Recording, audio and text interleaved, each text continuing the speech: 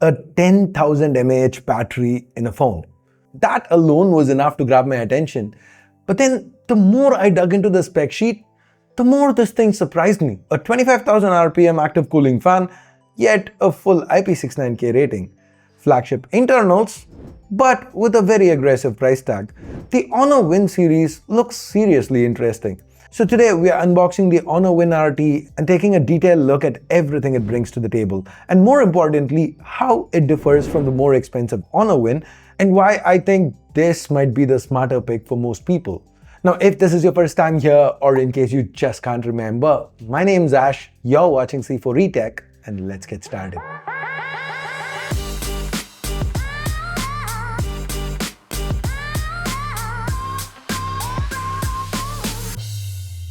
So this is the box the Honor Win RT comes in. The Win is a brand new lineup for Honor.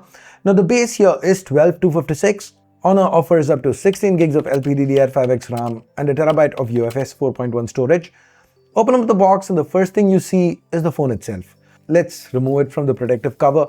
I picked up the black version, not at a choice because that's the only one that was shipping quick. Now Honor does offer a blue and a white as well. All three are pretty understated, not a lot going on design wise. So coming back, next up there's this white insert with a SIM tool on top, and that's followed by a leaflet and a transparent soft case. Digging further in, there's a USB Type-A to Type-C cable with orange accents, and finally a 100-watt Honor supercharger. And yes, it is pretty wild that with this charger you can go from 0 to 50 on a 10,000 mAh battery in under half an hour. A full charge takes a little over an hour. There's also support for high-speed reverse wired charging. Fun fact, you can basically use this phone as a power bank to charge the Pixel 10 Pro at full speed. Think about that for a minute. Anyways, there's also support for bypass charging for long gaming sessions where you don't want battery heat affecting performance. Now this is a gaming phone at heart. It's powered by the Snapdragon 8 Elite. Sure, it's not the latest Gen 5 chip, but it's still an insanely powerful SoC. And here, it's paired with active cooling via a 25,000 RPM fan. We've seen active cooling implementations before that didn't really do much. So how does it work here? Does this fan actually make a difference? Honestly, results were a little mixed. If you're coming in with Red Magic or ROG level gain expectations, prepare to be disappointed. The fan does make a difference, but it's not as dramatic as I would have liked. In a 20-minute 3D Mark stress test, turning the fan on improved stability by just a couple of percentage points. That said, with the fan on, the Win RT does spend less time hovering near its lowest loop score, which tells me Honor could technically squeeze more out of this setup with future updates. The phone also ran about 3 degrees cooler with the fan on. So are there gains? Yes. Revolutionary gains?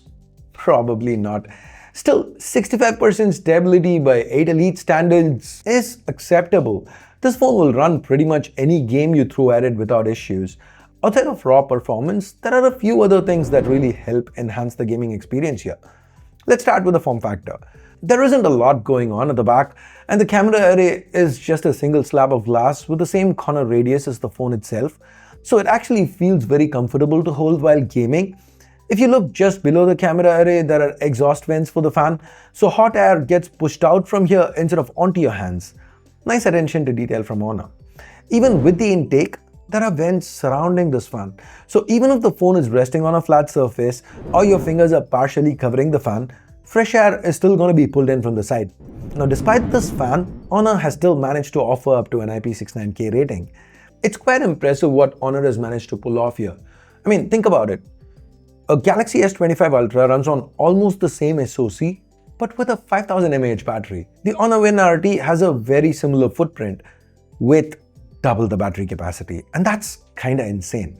Now the display here, it's a 6.83-inch AMOLED panel with a 1.5K resolution and a 185Hz refresh rate.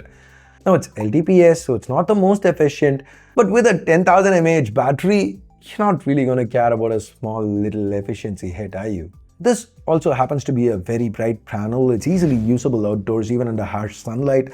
Under low light, brightness can drop to a single nit, and there's an industry-leading 5920Hz PWM dimming if you're sensitive to flicker. And of course, Honor's usual eye comfort features are here too.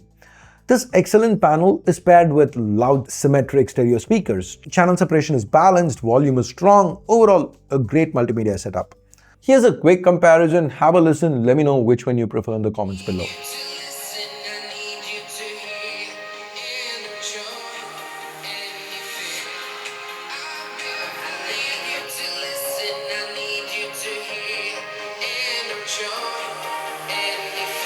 On the software side, the WinRT runs on Magic OS 10 built atop Android 16. Now, I have spent the last couple of months using the same software, Magic OS 10, on a Magic V5, and the experience here is very similar. It's fast, it's responsive, stable, with a few glass touches thrown in here and there. There's also this extra button to the side. You can have it perform different actions for single press, double press, and long press. I have mine set to launch the camera with a single press and game space with a long press. Most of the other options are tied to China-specific AI features. I do wish Honor allowed more custom actions here. Maybe they will if and when this phone goes global. By the way, in the camera app, this key acts as a shutter button, long press for burst mode. Camera-wise, this isn't a photography-focused phone, but the optics aren't bad either. The primary is a 50-megapixel Sony Light 700 paired with an f1.95 lens and OIS, a mid-range camera setup, but the performance is acceptable even under low light. The secondary is a 12-megapixel ultra-wide with autofocus, so it can pull double duty for macros. Video tops out at 4K 60 on the primary, and the footage, it looked good. The 50-megapixel selfie camera can also shoot 4K, but only at 30 FPS. Quality is fine and still photos deliver natural skin tones with decent edge detection for portraits. Before we wrap up, let's quickly talk about how this phone compares to the more expensive Honor Win. There are basically 4 differences here. Number 1, the SoC on the inside. The Honor Win gets the newer Snapdragon 8 Elite Gen 5. Number 2, it adds a 50-megapixel 3x telephoto camera to the mix. And number 3, it supports 80-watt wireless charging. Number 4, that's the obvious one, pricing. While the WinRT starts at 2599 RMB, the Honor Win starts at 3699 RMB. Personally, a mid 3x telephoto and wireless charging, they don't feel essential to me, especially on a performance-focused gaming phone. Now, the 8 Elite Gen 5, that I like, but then again, I kept asking myself, is the jump from the 8 Elite to the 8 Elite Gen 5, is that worth almost a 40% bump in asking price? And well, I guess you know which way I ended up leaning. Guys, I get to say things like this because I buy most of my own phones. And I do that so that I can stay away from brand pressure and keep the reliance on brands down to a minimum. If you appreciate that, please show your support. Drop this video a like, subscribe, turn on notifications by hitting that bell icon. And anyways, what do you think about the Honor Win series, the Honor Win RT in particular? Is this something you'd like to see more brands explore? You know, go with something cutting edge like a 10,000 mAh battery, but instead of putting it in a flagship phone, put it in a phone that's focused on performance, something that's very aggressively and competitively priced. Would you like to see other brands do this? Let me know in the comments below. And I guess that's it. Thanks for watching. Ash out.